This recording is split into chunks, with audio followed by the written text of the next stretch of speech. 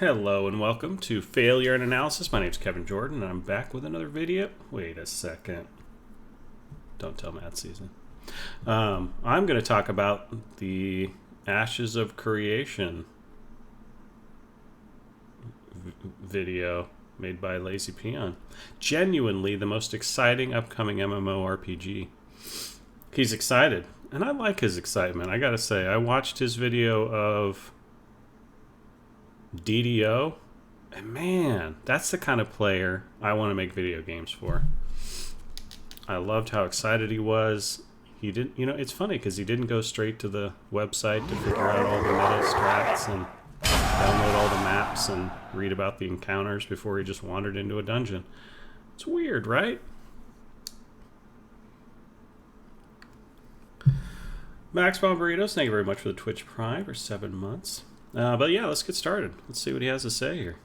Amazon's New World being delayed until 2021 and many hungry MMO fans being disappointed by this news, I decided that today I want to talk about the upcoming MMORPG that I personally believe to be the most promising, Ashes of Creation. Before we jump into it though, this video has no sponsor and took me a crazy amount of time to make, both with research, fact checking and editing, so if you'd like to support my work for free, this game has an affiliate program that everyone who makes an account has access to. My link to this can be found in the description below, and all signups to Ashes of Creation before September receive a small in-game statue for your house to commemorate our struggles through COVID-19. So for those of you that have never heard of the game before, what is Ashes of Creation? Ashes of Creation is a Western-made sandpark MMORPG that's focused on a strong mix of both PvP and PvE content. This game was initially kickstarted 3 years ago, but was already fully funded to completion via private investment from the game's creative director, Stephen Sharif.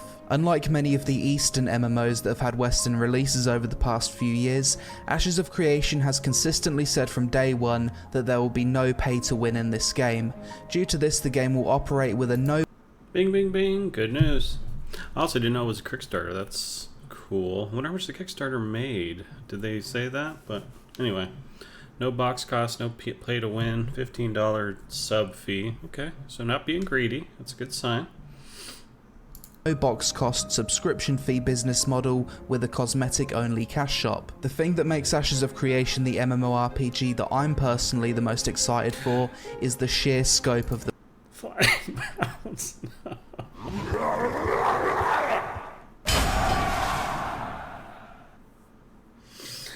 Me should thank you for the tier 1 for 2 months.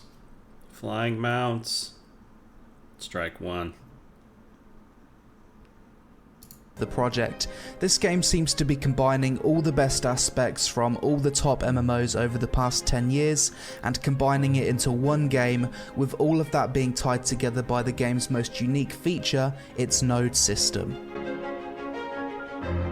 Throughout the world in Ashes of Creation, there's points of interest on the map called nodes. These nodes are basically areas that can progress to different stages of civilizational development as players kill monsters, quest, gather, and adventure within that node's area of influence. This game looks fun. What game is this? I like it.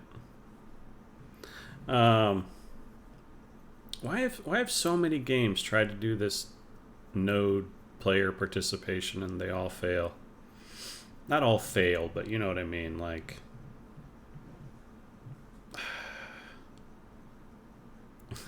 I'll tell you why, because it's really hard. It's really difficult.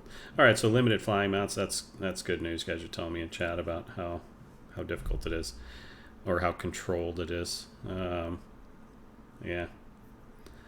The more control on it, the better. But yeah, this part is really compelling on paper, but I've never seen anybody really pull it off.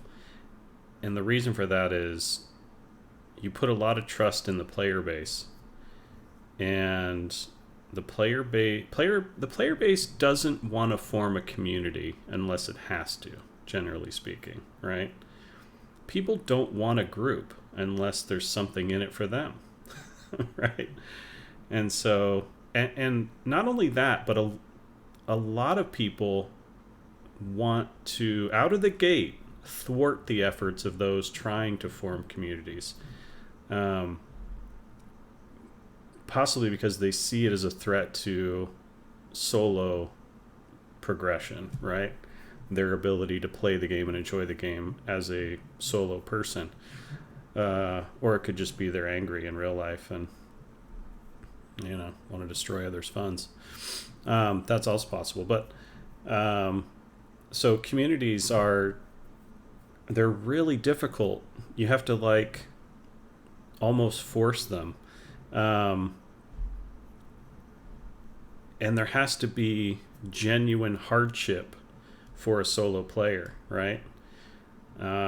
Which a lot of games don't want to do, because then it sucks to play the game in your first several hours, because everyone sort of starts out solo.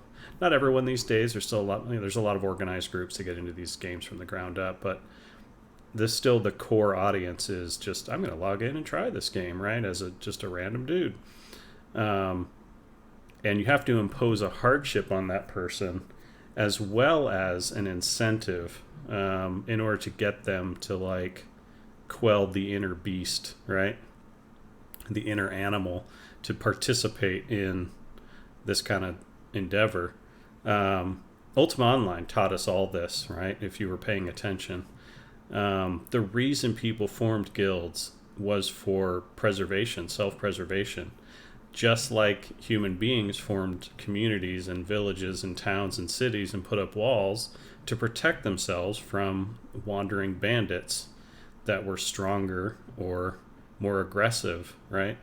So Ultima Online is a study in community formation that mirrors human development in so many interesting ways. And Ultima Online was also wildly free, right? There were resources that could be collected by anyone, but you had to compete for those resources, and as part of that competition you could kill anyone and take their stuff. And so what happened? Some people did that, and then communities of people that were sick of that happening to them started to think, well, let's go out in numbers, strengthen numbers. And slowly but surely it got harder and harder to be that murderer in Ultima Online that just wandered around, because you had entire communities chasing you down. So it worked there. But can Ultima Online ever happen again in an internet MMO space? I don't know. Have we forgotten what happened? Because I think we will have to have forgotten what happened in Ultima Online for the general public to be willing to pay. I would pay in a heartbeat, but for the general public to be willing to pay for that experience is asking a lot. So that's why, generally speaking, these things don't work out. But again, it'll be really interesting to see their take on it, how they address some of these basic issues. Starting out day one when the game first launches, the world will be pretty empty. Sorry, but I love this concept. This was one of my pitches for Northrend, actually, in WoW.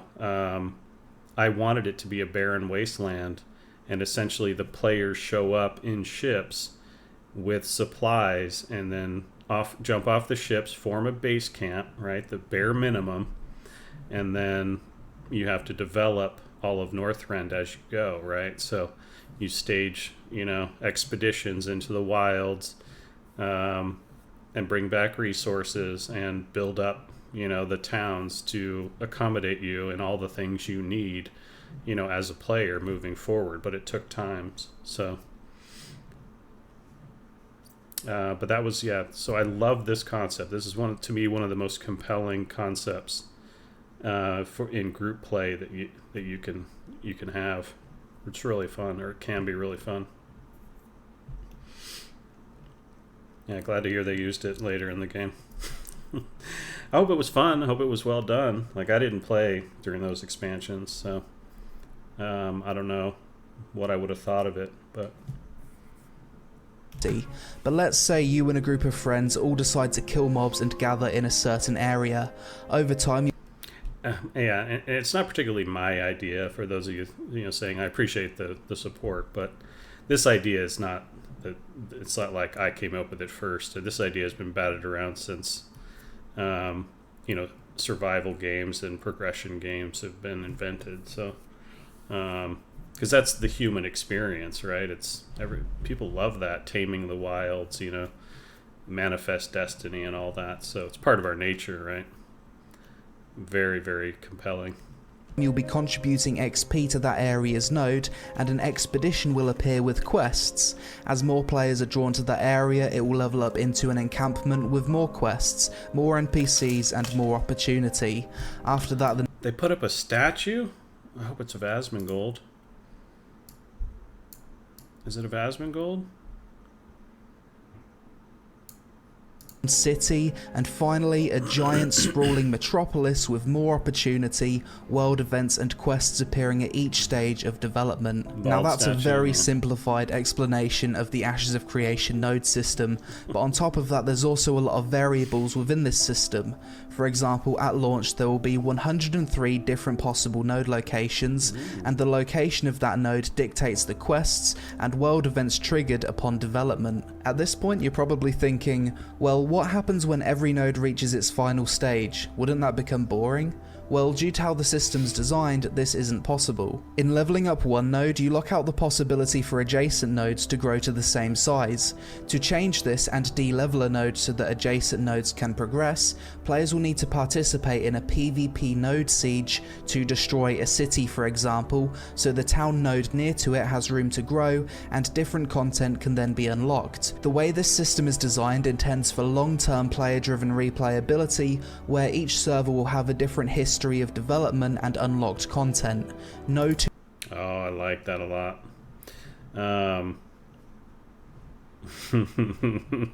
You see what they're biting off here, though. I hate to be this guy. I really do.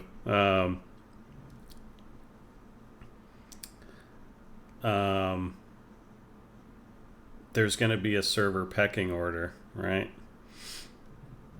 Are people going to be happy with their server the way it's progressing, or are they going to jump to another server that seems to have it together, right? Are we going to have stacking on servers based on people's perception, or are they going to roll up their sleeves and transform their server, right, against all odds, right? Or just re-rolling Cypress like that. They're going to ask for server transfers. That'll be the first thing, right? Because they don't want to re-roll. They're going to be like, nope, I want to transfer server. Here's $50, right? But that's going to exacerbate the problem because people are going to stack what they can perceive to be the good servers, right? And they're going to want to switch around, which is going to blend the server communities in a weird way. And then you're going to have requests to, like this is going to be a tough thing to manage. So they have to, this is another case where they're going to have to fight against the player base to have the ego and the vision to say, no, this is something you have to work out as part of your community, right? You don't get an easy way out. If you don't like your server, you can just jump to another one. And it's that's a tough pill for a lot of players to swallow. So, because it's their time, their time, their money is always the argument against. So, I really like this concept. But yeah, this is going to take some strength. Two servers will be the same, an MMORPG with a true ever-changing world. When it comes to node aesthetics, there will also be a lot of diversity here too, as the node will take on the architectural appearance of the race that contributed the most XP to its development. Cool. So let's say a guild of orcs went to an area and contributed the most XP to a node, building it up to a town. You've then got a town with an orcish aesthetic. Maybe a guild of dwarves wanted to explore a node in the mountains. They could eventually have their own dwarven city in the mountains. The aesthetic of the node...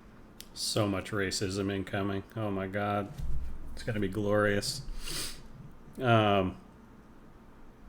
Yeah, that's a good question, Wadib. How do the devs react to this? How will they react to discomfort on the various servers and the way things are going? And will they participate? They can look somewhat to the Encourage door opening, right, event, and how it was going on low pop servers, right?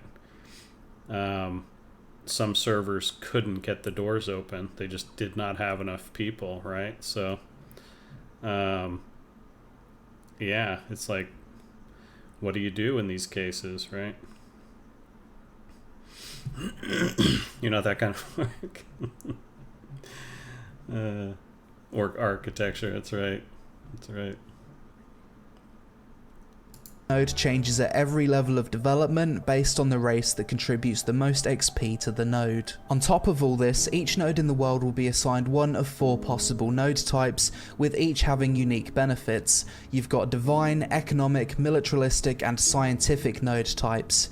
Advancing a scientific node over an economic node, for example, will give different building options for players to manage in the node, such as libraries, colleges, and artisan buildings, whereas if they leveled up an economic node, they could build markets, stock exchanges, and trade-focused buildings. Each node upon hitting the village stage of development will have a 1-week cooldown before node elections begin. In this, players can try to become the mayor of the node.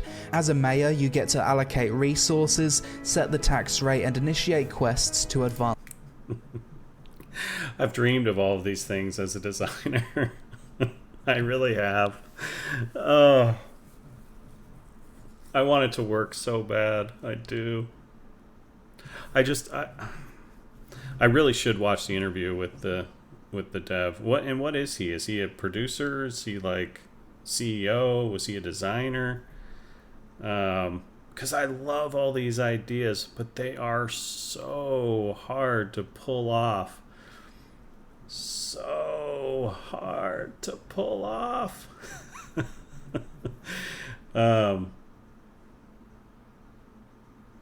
Yeah, beta is going to be a transformative experience for them as they see how communities of players behave when they're at their best. Son of a bitch. Food pay, they were the follow. When the community, because beta communities are usually a lot better. They're a lot nicer. They're a lot more cooperative, more friendly, right?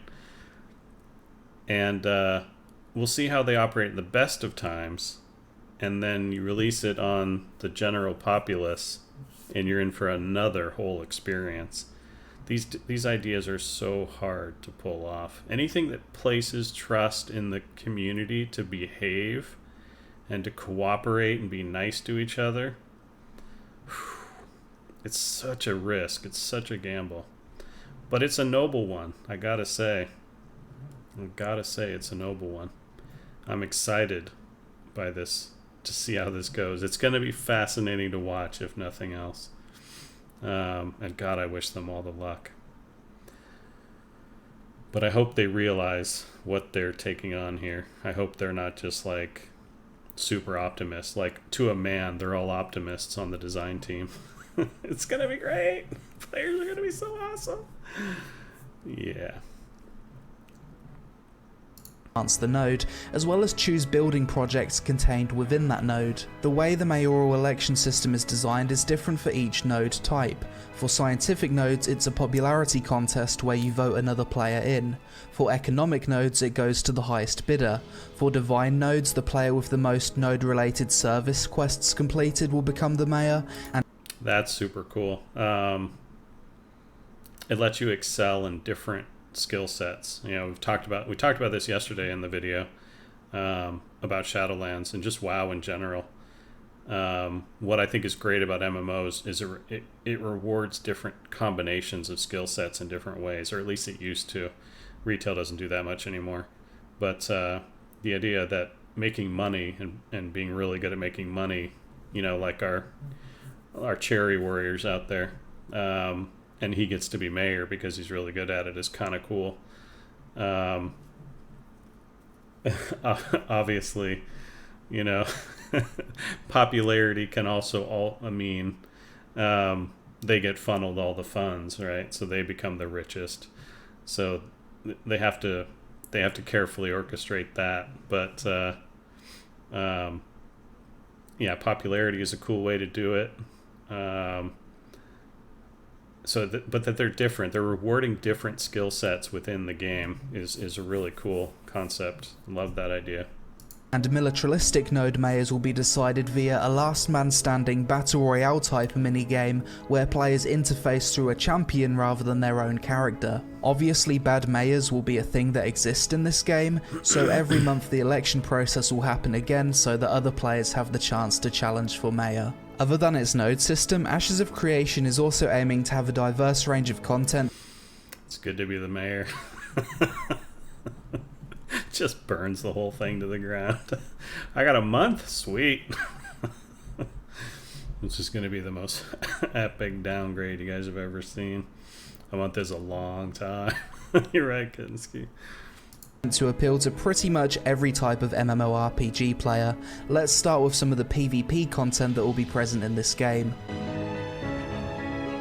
PvP content in Ashes consists of open world flagging, Caravan PvP, duels, battlegrounds, castle sieges, node sieges, arenas and guild wars. But before all of you PvE players get scared off at the thought of open world PvP, you'll be happy to know that this game has anti-grief mechanics in the form of its corruption system. When it comes to corruption, players have 3 states: green, non-combatant; purple, combatant; red, corrupted. I've displayed an image on screen that shows how this system works, but from the point of view of a non-combatant PvE player minding their own business, if another player comes up to you and kills you, they all become corrupted and receive ever-growing penalties the more innocent players they decide to kill. Eventually, corrupted players can drop their items which can be looted by other players, they'll also lose more experience upon death, and also feel dampening in PvP so they become weaker.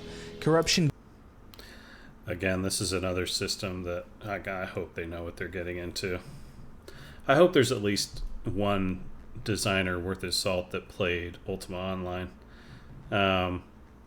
because they iterated on this, essentially this system, the entirety of the Ultima Online's history, until they finally put in Trammel, which was the mirror world that didn't have open world PvP, and everybody just moved to that, right? So they basically just gave up after a while, because these systems are so complex, and there's so many boundary cases on interaction, that, yeah, do they even have any idea what they're getting into? Because it's not just one person attacking one person, which is what that chart shows. It's a bunch of different people, you know, that are all friends or enemies or sometimes friends, and how do they interact with everyone else? And like, there's just this cascading effect of interactions that occur. It starts with one attack, but it doesn't end there. And so there's all kinds of rules you have to accommodate all these weird interactions, and there's a time to it as well. Like, how long the battles last are a really nebulous thing, you know, because it can start in one zone and it can grow to 100 people that covers 3 different zones really easily. It's not that difficult. And so you have just tons of interactions going on in all these different things, and it's like, well, he attacked him first, and he started, and I'm just defending him, and I'm just helping that guy, and I just thought he was running for his life, and I helped him. Why'd you screw me? Like, it gets really convoluted really fast, and yeah, it's just a whole thing, right? So again, it's like, I hope they realize what they're getting into. Gained is also greater based on the level disparity, so a high level randomly killing a new low level player really isn't worth it. Additionally, the game will have a bounty system where players with high corruption score will appear on the map for bounty hunters to track down and kill for rewards, and NPC guards will also attack corrupted players on site, limiting their access to services within nodes. The Caravan PvP system in Ashes is designed to bring risk vs reward gameplay. Due to storage being localized to each node and different areas of the map having easier or harder access to certain resources, players will need to transport goods between nodes via caravans. When a caravan is Cool. Why do they keep trying to reinvent the wheel with these systems? Because this is the dream, right? Like, this is the dream that allows for flexibility and fantasy life simulator, right? Like, isn't that what we want from an MMO? Is like to live in this world that is sort of like takes the fun and challenge, or puts the fun and challenge into a game experience and a life experience, a sim experience that we can connect to and enjoy, that's so different from our regular lives, right? Like, we don't get to have this kind of fun in our regular lives, usually. Obviously some of you guys are orcs in real life, but so this is what we're shooting for, right?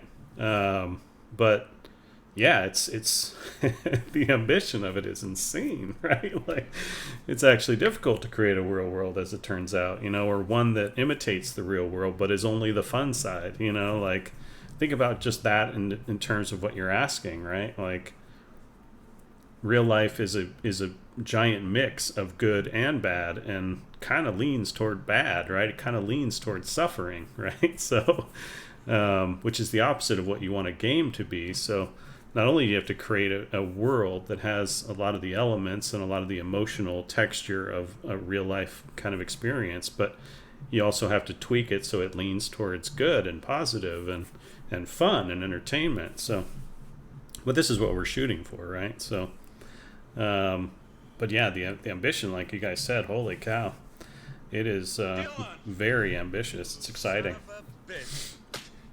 Chester Brock, thank you very much for the follow. We were born bad, that's right. Orc spies. World PvP being fair, yeah. So I applaud the ambition. I just, cautiously optimistic.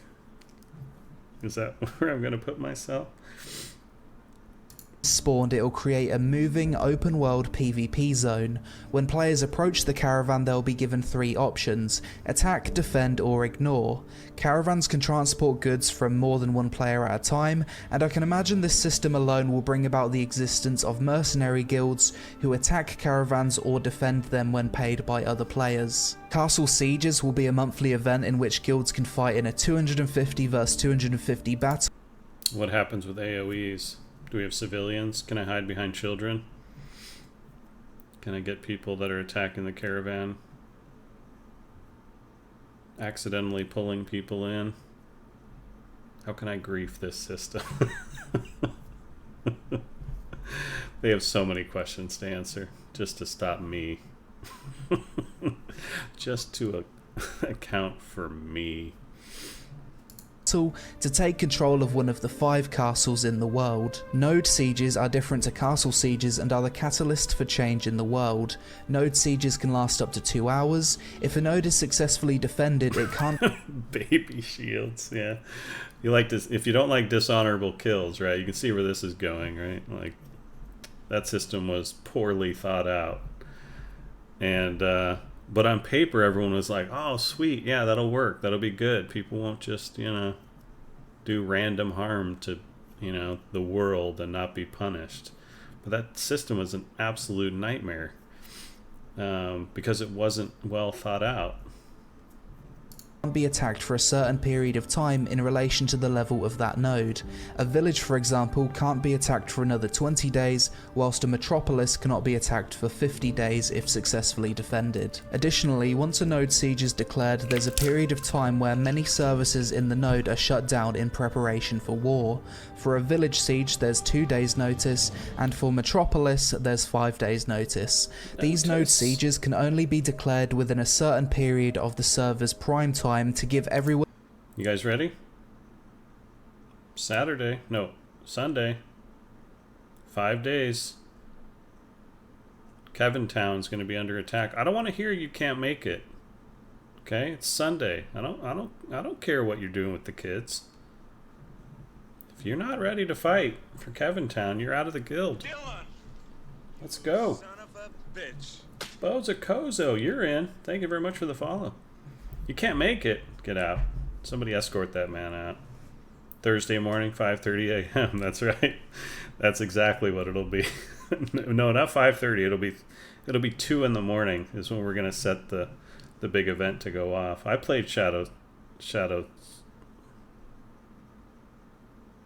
Bane. That's when we set our timers in my guild, was in the middle of the night. That's when we would attack people. Oh, you want to be a role player at night? You want to have a day job? Haha, that's hilarious. Well, guess what? You better be ready to get up in the middle of the night every night to defend your town. Or you're going to lose it to us, because we're all setting our clocks.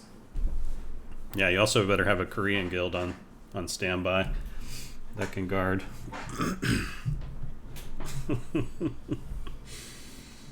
Oh, they can only happen at server prime time. Ugh, the poor Koreans, the poor Europeans. But I guess they'll be walled off, right? They can't switch to other sides. So many issues. So good though. Win a chance to attend. If a node siege is successful, the node is reset to 0, and players with resources stored in that node will lose some of those resources, and real space player housing will also be destroyed. Guild wars are another separate PvP system in Ashes of Creation, which basically allows guilds to declare war on each other and receive certain objectives to meet a victory condition. This system isn't fully fleshed out as of making this video, but it seems like a more... They're really using that like embered fire. I saw the bear that was on, got the embered streaks through it, and then there was the gun, and then there was the guy, and more in-depth version of what Black Desert Online currently has, with objective-based components mixed into it too. Guilds can be at war against multiple other guilds at the same time, and guild wars operate outside of the game's corruption PvP flagging system. I think duels, battlegrounds, and arenas are fairly self-explanatory features. Yeah, totally. If I declare war on everyone, is it still PvP? It's PvW, player versus world. Yeah, you can't have ashes without fire. It's true. When someone in your guild is named that, they're chilling. That's right.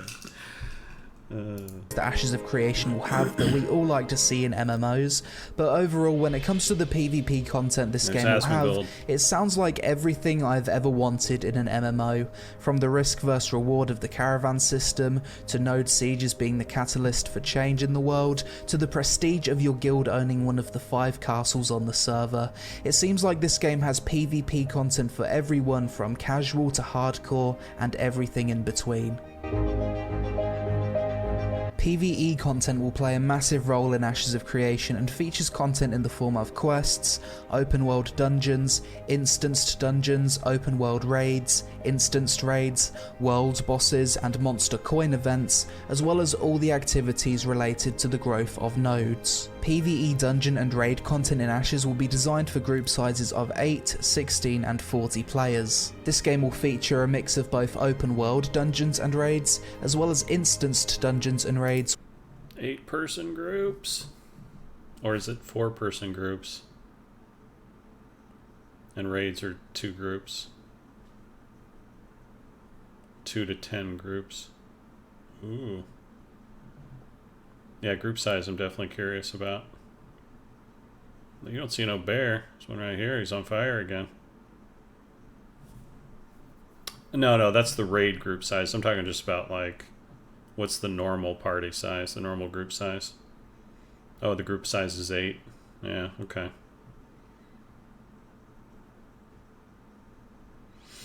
Yeah, which begs the question, if we assume they have the Holy Trinity, what's the content sort of designed for? 2, 2, 4. 2 tanks, 2 healers, 4 DPS. 1, 1, 6.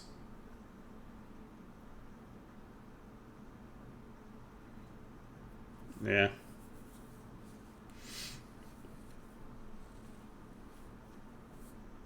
125. Yeah. Is it flexible?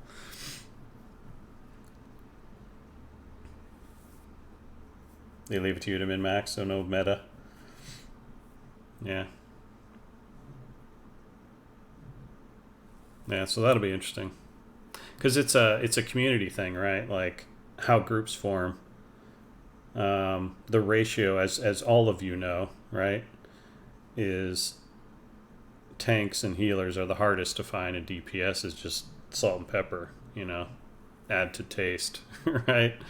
So 116 is probably better in terms of getting groups flying constantly.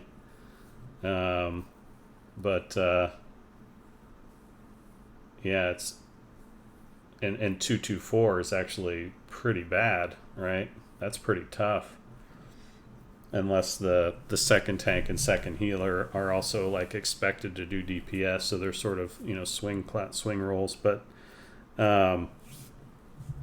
yeah, it gets really interesting when you think about, again, how you're designing the content. And who knows? We're making a lot of assumptions that the content will be like, wow, where they have a threat system or, you know, anything like that. How different the roles are in terms of mitigation, healing per second, and damage per second.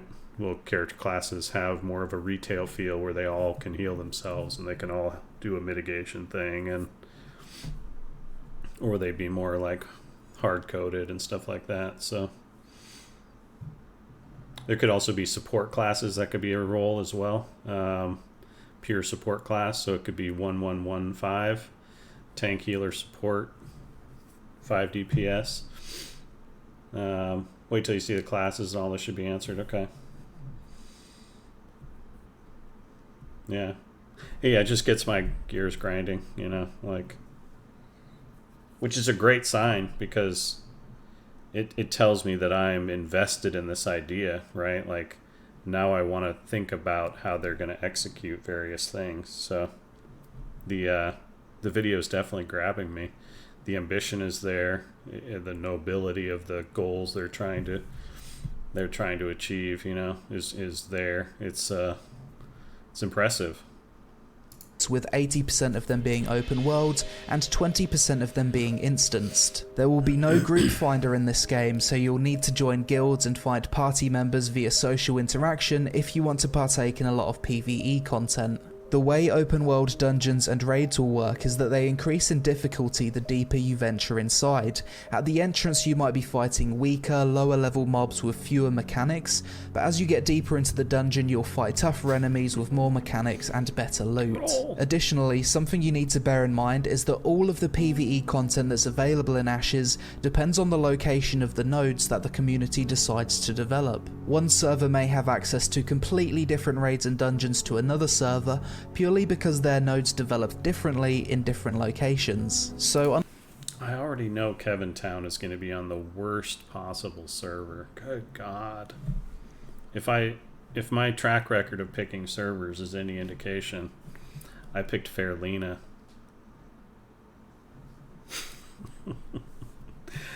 It's going to be terrible. What was the other thing I was going to say? Oh, tanks are crowd control as well, right? They're just a different form of crowd control.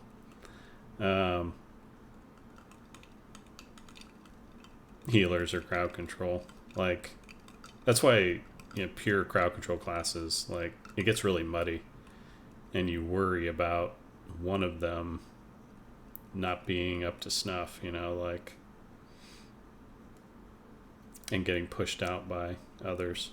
Because they're competing for the same role but on different axes, which can make group composition really compelling because you have to put a lot of strategy into what you get, but that can be frustrating when you can't find the pieces you need. So Chogtropolis, ooh, I like that.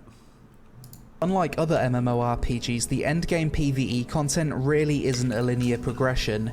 It can't be a linear progression because different raids and dungeons will be locked or unlocked depending on where nodes are developed and what stage they're at. So in a way, it could also be in a PvE player's best interest to participate in a PvP node siege to reset the node that unlocks a certain raid, so that another node can then be developed which unlocks a different raid. A fun, unique piece of PvE content that I think a lot of people will enjoy in Ashes is its monster coin system. This is an event that either spawns randomly or following the advancement of a node, in which a horde of NPC monsters will spawn and attack the node. During this time, players can use an item called a monster coin, which they can receive as a rare drop in game, to turn into a monster and assist the NPCs in attacking the node against other players. During a monster coin event, the node can't be destroyed, but buildings, services and NPCs can be disabled for a period of time. Quests in Ashes of Creation are divided up into three categories: events, tasks, and narrative quests. Events are things that happen in Ashes as a result of the development of the world. Successfully completing an event will have positive consequences such as buffs, and failing events will have negative consequences such as natural disasters or node services being unavailable for a period of time. Tasks are quests without excessive amounts of text and story around them, such as collect without excessive amounts. Determined by who? What's an excessive amount of text, ladies and gentlemen? Kill 10 boars. Too much! You had me until you added the PogChamp. Then it was just like, oh god, do I really have to... I have to read and look at pictures? Jeez. X resources to help build a blacksmith for the node. And narrative quests are more traditional story quests that can be personal to your class, race, or the region of the world you're in, with some of these story arcs being locked behind further development of the nodes. If I was a role player, Ashes of Creation is without a doubt the MMORPG I'd be looking forward to the most. This game's being designed with so many great RP features to really add that extra level of immersion. First, let's talk about the extensive player housing system. This game will have three types of player housing: instanced apartments, real space open world freeholds, and static housing within nodes. Each of these three types of player housing become available once a node reaches village stage or higher. Instanced apartments will become available in a node if a mayor decides to construct apartment buildings within an empty plot. These will work similar to the You know what we call that kind of mayor? A slumlord. Housing system in BDO, where you approach an apartment door and you've got a list of options for whose apartment you want to visit. Static housing within nodes are real space player housing that players can buy that will be visible to everyone. You'll be able to decorate the front of your house with yard ornaments, seamlessly enter and exit, and see your house grow from a small cottage to a mansion as the node levels up. Freeholds are large real space player housing plots that can be situated within the zone of influence of a node, but not actually inside the node. Think of static housing as buying a townhouse that grows in size over time with the node, but freeholds as owning a set size plot of land in the countryside. Freeholds are roughly half an acre in size, and due to limited space in the world, players can only own one of these per account, whereas apartments and in-node housing are limited to one per server. There's many buildings you'll be able to place on your freehold, such as a blacksmith, stables, and other stuff related to crafting, role-playing, and other life skill related content players might want to partake in. Each of these three forms of player housing will allow players to decorate them with furniture, some of which is functional, others just cosmetic, and when a node's destroyed, players will lose their housing. However, a template will be mailed to them so they can quickly load the layout of their housing hassle-free when they eventually find a new home. As with every good So competition is first question here, right? Like, first come, first serve, and then it's locked in. How many people can it hold? The static ones, yeah, same kind of question. It's like, how many are there? How do you compete? There are solutions to this, but I'm really curious how they're going to implement that stuff.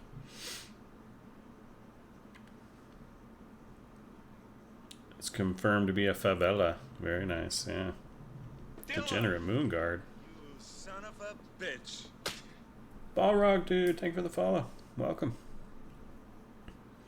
Will there be enough houses for everyone, or at least most everyone? Yeah, so there has to be limitations, right? Otherwise, you know, the houses cover the world, like in Ultima Online, which was a giant mess. It was good, but it was also bad. And then what percentage of the populace gets housing, essentially? And once it's taken, it's not going to be easily given up on. So you won't. There's just a lot of people that feel like they can't get anything except maybe one of those instance departments. So the individual player that's going to want housing that everyone can see probably isn't going to be able to have it, because those things will be owned by groups, right? Organized play groups or guilds or whatever it is. So again, the execution is going to dictate whether or not you can live that dream, right, of owning your own house, which is the dream. I own a house in a place, everyone can see it, I decorate it, everyone goes ooh and ah, right? But how, in reality, how many people get to live that dream? These are the tough problems with non-instance player housing. And then instance player housing, we've talked about a ton. Nobody sees it because nobody's just wandering by, so no one gets to ooh and ah. It's just a private space you get to store crap. But nobody but you cares about it. And you know, that's fine for some players. Some players just want that, a private space they can decorate and call their own. It's definitely a cool thing for streamers because they get to show it off to lots of people watching potentially. But yeah, the real dream is, you know, showing it off to everyone else in the world. Roleplay MMO Ashes of Creation will feature a wide range of races. Currently the game is planning on 9 playable races for launch, each of which have different cultures, which will be reflected in the appearance of nodes that they contribute to the most. You've got 2 different variations of humans, dwarves, elves, orcs, and a race called the Tulnar which live underground. Different races will have different racial abilities, and each race will have different base stats. However, there will be no gender lock for any of the races, and every race can play as every class. Other nice RP features the game will have include an extensive emotes. Do you guys cheer at that announcement? No race or class, or no gender or class lock? Because part of me is like, there's advantages to doing it the other way. A little bit. Gender lock like Diablo 2, basically. The sorceress is only female. Barbarian is only male. So how do you approach gender in 2020? Yeah, exactly. Like, oof, they probably didn't want to go there. System with interactable furniture, the ability to lean against scenery, sit on benches and dance with other players. You'll be able to play parlour games with other players inside of taverns, some being dice games, others involving cards. You'll be able to join different types of social organisations in the game, such as the Scholars Academy, Thieves Guild or Traders Company, and there'll also be a marriage mechanic in the game that may unlock special quests and further functionality with player housing. Overall, from a roleplay perspective, it seems as though there's going to be more than enough choices and customization in Ashes. Are those giant sea otters? What are those? Are those fantasy? Is he marrying that bear? Giant otters? Yeah. What is that? Are those seals? Going seal clubbing? Ashes of Creation, that each player's journey in this game will be completely unique, and it will also have all the immersive social elements that can help bring people together in an MMO. Then they show the poor horse. Horse is just like, I guess I'll just sit here and eat grass. No one wants me for a mount.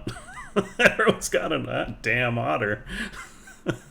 This poor horse. He's just so boring and old now. It's just lame. There's the Asmund statue. I'll marry the horse. Yeah, now he's just got to be married. Types of professions. Here we go. Craft skills. Professions and life skills in Ashes of Creation are referred to as Artisan classes. These are split into 3 different trees: gathering, processing, and crafting. Gathering professions consist of fishing, herbalism, lumberjack. Gathering consists of this. I hope you like your class. Mining and animal taming. Processing professions basically refine raw material via the use of certain freehold buildings, such as forges to process ore into bars, lumberyards processing logs to planks, and so on. Crafting professions consist of alchemy, armor smithing, blacksmithing, carpentry, cooking, jewel crafting, scribing, shipbuilding, siege weapon building, and weaponsmithing. Scribing. Nice. Guys like poems? I can write down some poems. Level 60 plank maker. Oh!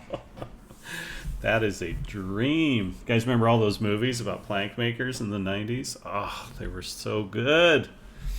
They were so good. Conan the plank maker. Oh, finally can live the dream. Smithing. In this game, each character will only be able to truly master one profession. You'll be unable to master multiple. You'll still be able to progress with multiple professions, but not to the extent of random thought. Level 99 scribing is doing calligraphy with your vagina. We did it. Of mastery. This is to create the need for community interaction and create a sense of identity. Crafting in Ashes of Creation is also being designed so that it won't become irrelevant like in other MMOs. Crafted gear will be on par with the highest tier drops from raid bosses, and due to being limited to mastery of only one artisan class, guilds will have to organise multiple people to meet their crafting and gathering needs to initiate sieges, complete projects, and contribute to the node. Personally, the profession I'm most excited for is animal husbandry, as you'll be able to breed different animals together to create some really weird animal husbandry. See? You can marry your animals. Hot damn. Oh wait. And wonderful mounts.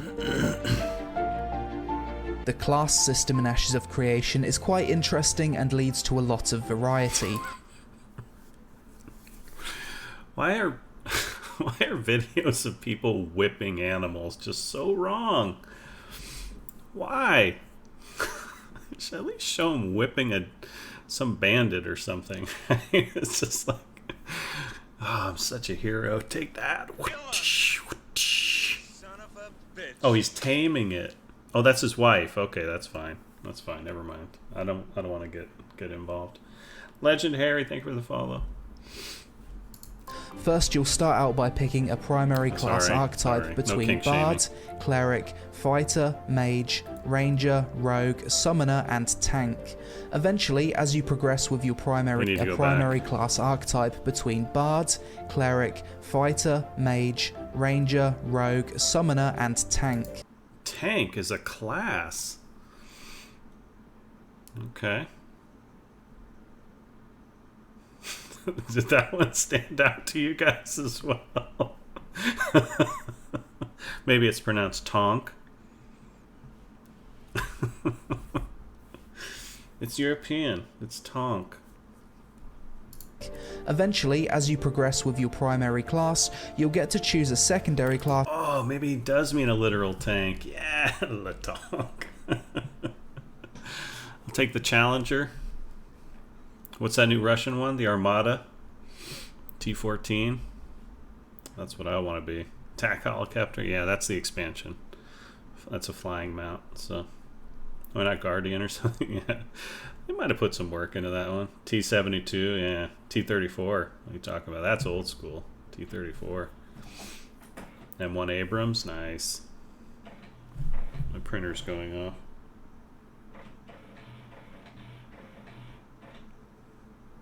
Who's sending something to my printer?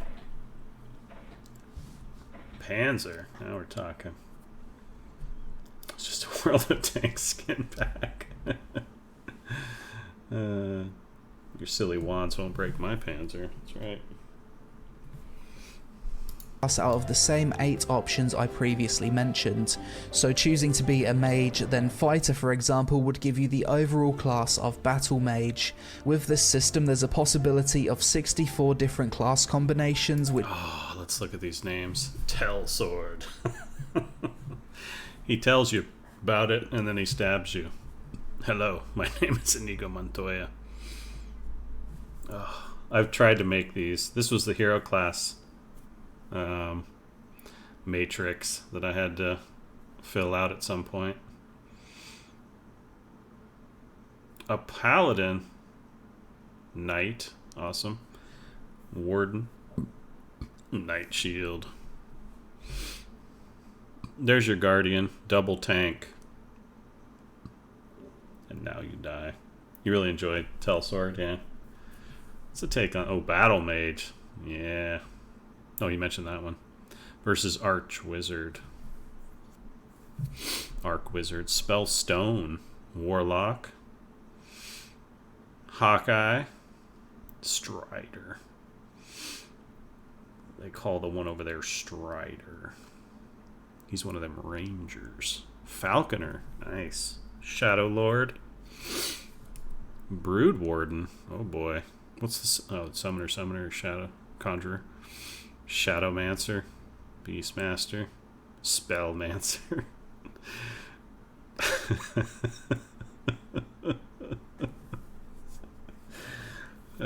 Some of these are amusing. Blade Caller. Shadow Blade. I like that name. Class name a lot.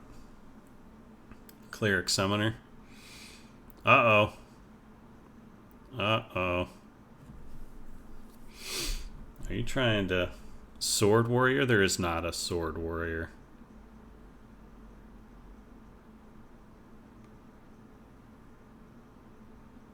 Predator. I like it. Trickster, that's a cool name.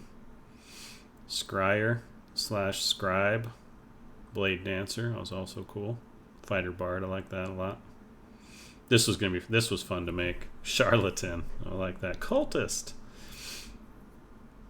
I like it. Ass Clown, yeah. No Rampager, that's right. High Sword 420. Magic Mancer. Double Mancer. What combo to be Aldor? Yeah.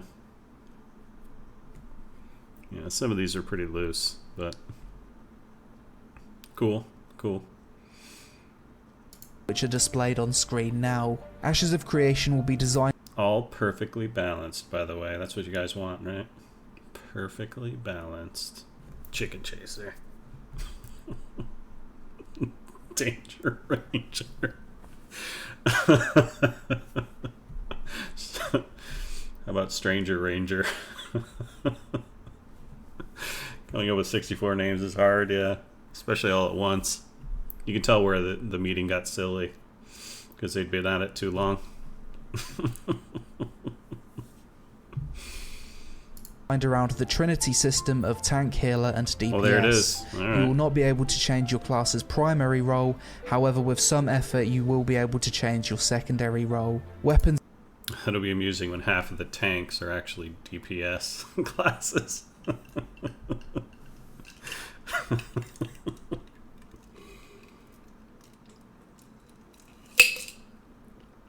thought you were a tank. What are you talking about? I'm a tankomancer. It's not the same thing at all. Freedom Butcher. A Dancer-mancer. Use a secondary class as an excuse to not tank. So good.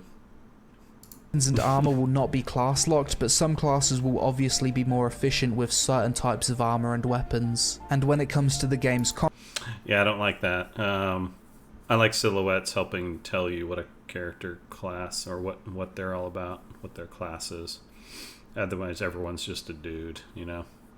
You can kind of tell because if you're knowledgeable about the game, you'll know that these classes wear this gear because it's better, you know. But still, at the end of the day, I like I'm not a big fan of. I like it being a little bit more transparent, but Combat system, it will use a tab target action combat hybrid system. The way this system will work is that each class will have two categories of skills, tab target skills and action combat style skills. Players can choose to have up to 75% of either tab targeting abilities or 75% action combat abilities, but not 100% either way. Is that design confusion? Like they couldn't decide what kind of game they wanted to make? Because I can see what they're trying to do, which is appeal to Twitchers and non-Twitchers, you know, like... But, where does the balance lie, you know?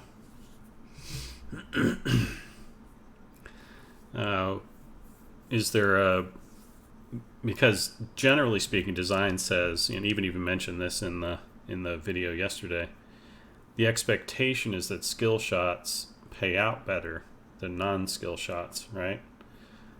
So, unless they break from that basic mold, then wouldn't everyone be 75% skill shots in order for maximum power? Trying to diversify combat, yeah, for sure. But it's not that I'm worried about. Like, if that's how a class worked out and some of the class combinations were more Twitch or less Twitch, then players could opt into the play experience they want. But having the player choose on top of already what's going on with their class seems like it's going to set players up. Because if you're mindful of the meta at all, and people always love to tell me how we can't go back. The meta is a real thing. Meta slavery is a real thing. All games have to be designed for this, fact. Then the argument is, well, someone's going to figure out which of those abilities are the best, and you're not really going to have a choice. And depending on where the designers place the emphasis, or how they balance with one versus another, then there's just going to be good choices and bad choices, theoretically, right? So play between tab target versus action. Yeah, that's right. Are you a tab targeter? Yeah. So and that's the other great point, Asoran, is and one of the big reasons why we made it basically tab target. Wow, tab target was because, again, living the dream is, I'm a guy who isn't Conan the Barbarian, but I want to play that in a video game, right? So I don't have Conan the Barbarian skills. So if you ask me, if you set the bar really high on being able to pull off Conan the Barbarian, I'm gonna fall short. I'm just gonna not really enjoy the game. I'm not gonna be able to live my dream. But if you let me tab target and push buttons in a certain order, I can get close or even equal to that feeling of Conan the Barbarian. So let me do that. If I were a world-class FPS player, I'd be playing an FPS. So it is an accessibility question, but and again, even with tab targeting, look how much player skill there is in WoW, right? There's quite a bit, and it's a variety of different skills as well. It's not just how good you are at clicking buttons, but when to click the button, when not to, when to say use your cooldowns and save your cooldowns, when to hold them, when to fold them. So yeah, it's like this is interesting. It's an interesting element of what they're going for here, and I do wonder if it isn't like argument among the team on how skill based it should be, how twitchy it should feel. So BDO's action combat is some same level intuition. Interesting. Yeah, and then it's like does BDO end up feeling like Street Fighter? Like you have to be a really good Street Fighter player in order to play BDO at a good level. So yeah, it'll be interesting to see how this develops.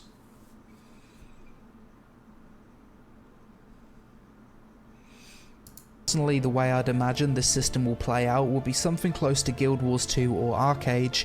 However, and just saying one more thing, like when I play Street Fighter, I don't imagine being Ryu, or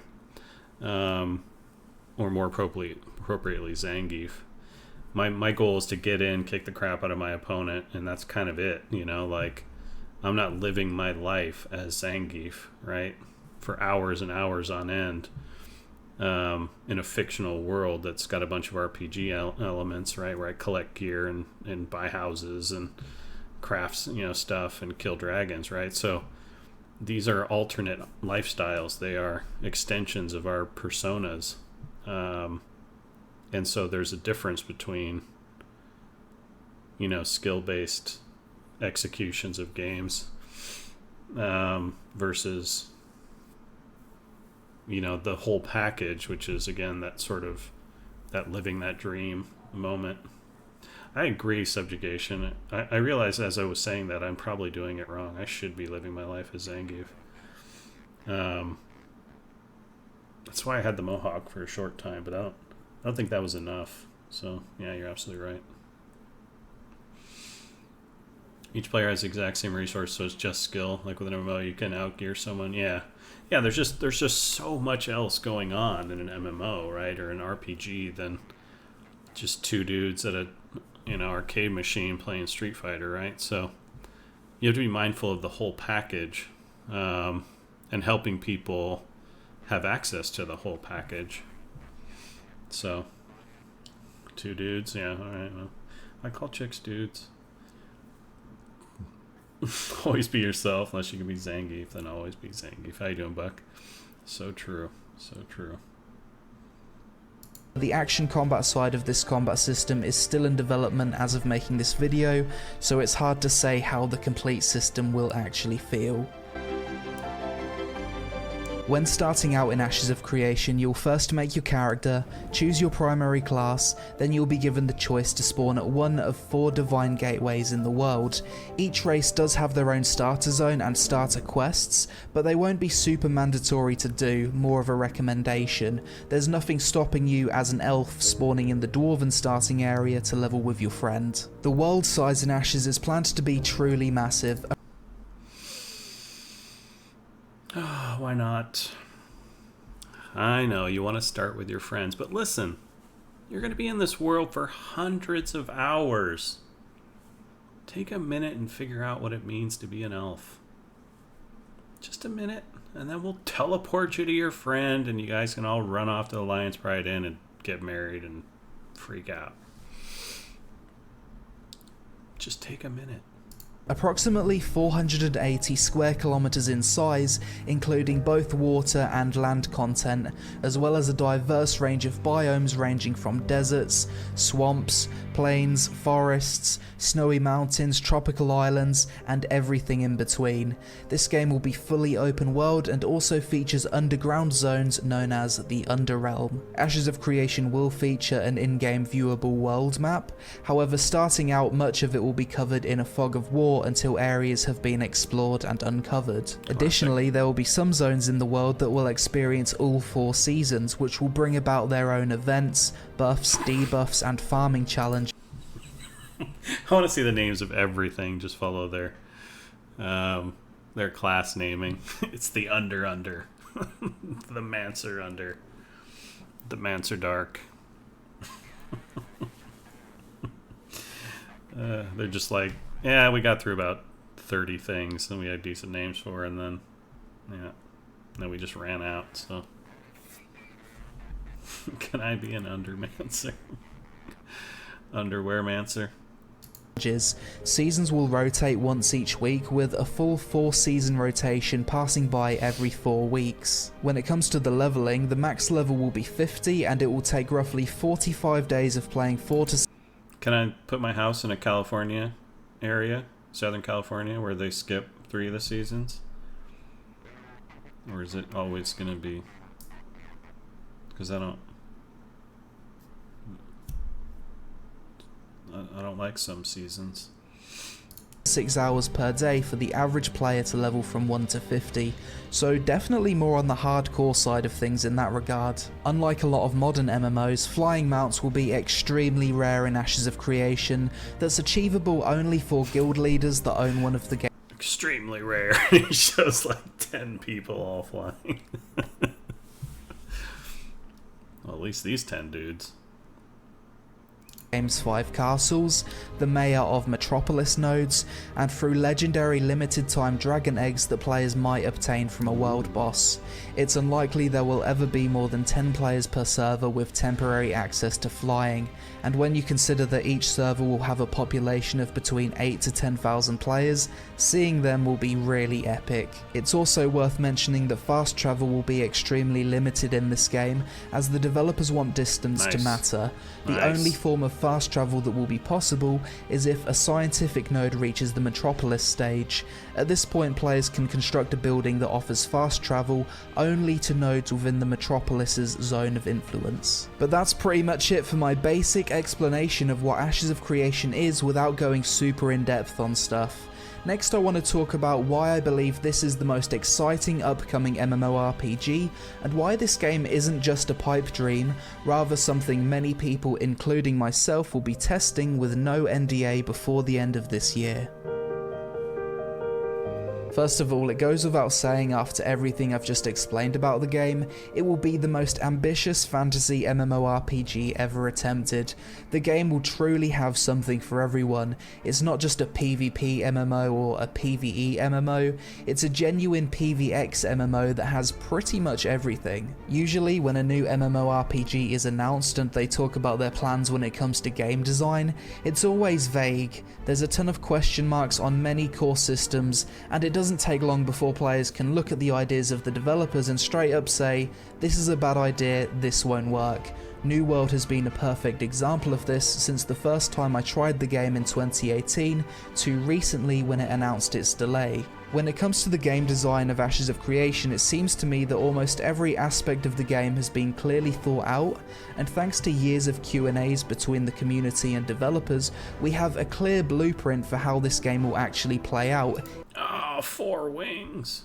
If you care to read it on the Ashes of Creation wiki. When it comes to the core game design systems, there's nothing I'm overly concerned about. Everything seems to make sense and follow a strong design principle of risk versus reward. For me, the only real question mark I have about the game is how fun will the combat be?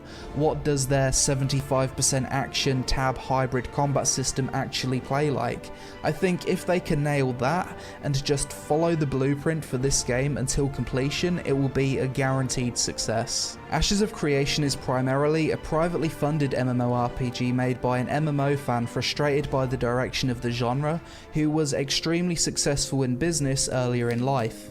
Since I first covered this project in 2017, we've seen the studio he created expand to over 100 developers, attracting people from Blizzard, Sony Online Entertainment, Daybreak Games, and more. This year especially, we've seen production for Ashes of Creation ramp up significantly, and in recent live streams we've seen gameplay sessions of many core systems working, such as the mayoral system, early hybrid combat, real-time node development, open world dungeons, a 40-man raid, the Caravan PvP system, basic professions, and the purchasing of in-node player housing. What's more impressive is the creative director's commitment to transparency, despite the project still likely being a solid 2 years from completion. Sometime this fall, we've been told that people who have access to the game's Alpha 1 test will be able to stream and make content about the game with no NDA, and when you consider that Amazon's New World still has a strict NDA, despite previously being 2 months out from its supposed release,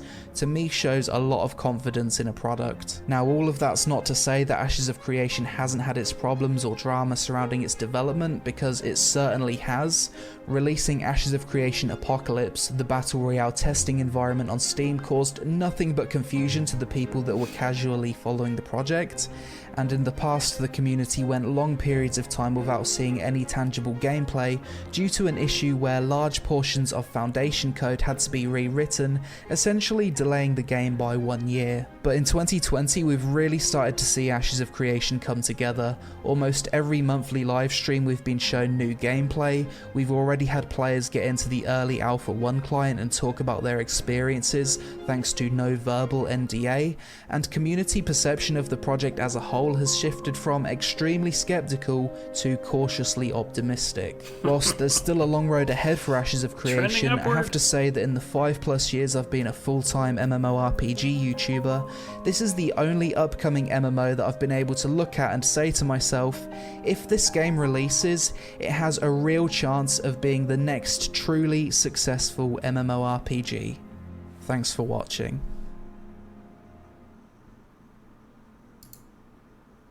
I love Lazy's videos. So good. Yeah, exciting, right? Since I first covered this... It's exciting.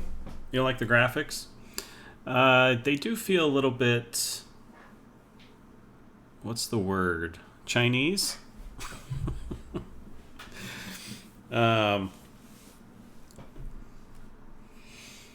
it's interesting when the characters and the armor is trying to go full realistic, and then the spell effects are super like Final Fantasy-ish.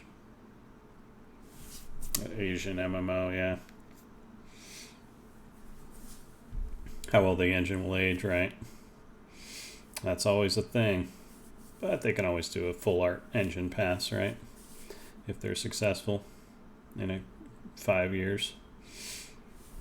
Art direction looks generic, yeah. And Buck made an interesting comment earlier about they didn't talk about the world at all. And that's not their fault. This is the video that he put together, which was very system heavy. Which is fine. But we did see dragons and we saw sea otters, so we basically know everything we need to know, right? Well, I watch Yazragal. It's really long. It's like an hour and a half, so yeah, I'm hesitant to, yeah, here it is here. That's a long one. So it'd be 3 hours plus for me to go over it. That's a long one. You're a glutton for punishment. I like it, Pentologist. All right, so what do I think? I am also genuinely excited. I am extremely fascinated with their ambition and how they're going to pull off a lot of these things, because they're very, very difficult.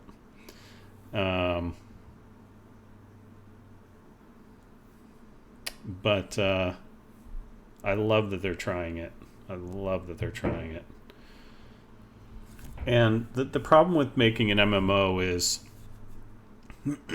that's so different from other games is it's so difficult to get like all of the basic things right. So just doing the basics, because there are so many essential basics about a good MMO, and getting them all to even like a reasonable quality is already a massive undertaking. And then to take several of those and push them from reasonable or acceptable quality into high or, great quality is also very difficult. So I'm thrilled that they're ambitious, but yeah, it is a big ask for sure. Go for the interview. But yeah, I wish them all the best. And this one, yeah, like I'm way more fascinated with how they're going to pull this off than I am with Pantheon or Camelot or New World. New World balked, I think. I think they had a cool vision for how to do some similar stuff to this, which is sort of survival, bare bones start of the game, and then community based, building up the world. But they balked from that, and I feel like they've been pulling back from what they originally envisioned. So now I'm just like, yeah, it'll come out. I'll try it. We'll see. But I'm less fascinated. This one has me very interested. It's piqued my interest for sure. I'm worried, of course, but that's part of my nature. But I would love to see this one be good. So, balk is something I'm sure no European but me understands. Yeah, balk is like when you fake a pitch in baseball. Basically, they started something and then they pulled out before they finished it and wanted to kind of redo. People just look at you puzzled. Yeah, that's awesome. A good point. So anyway, yeah, I am more excited than I expected to be, but yeah, yeah, we'll see. But definitely one to watch for sure. But now it's like as now that I'm a gamer, not a creator, a developer, my tendency is to want to not pay attention to this game at all until it comes out, and then just get a fresh experience with it, right? So when I say it's one to watch, it's like I also kind of want to stop watching and just give them time to let it cook and patiently wait until it's out and then judge it. But yeah, we'll see. All right, well, thanks for watching very much. Appreciate you stopping by and watching. And give it a like and subscribe. Come visit me on Twitch. And we'll see you for the next video. Take care.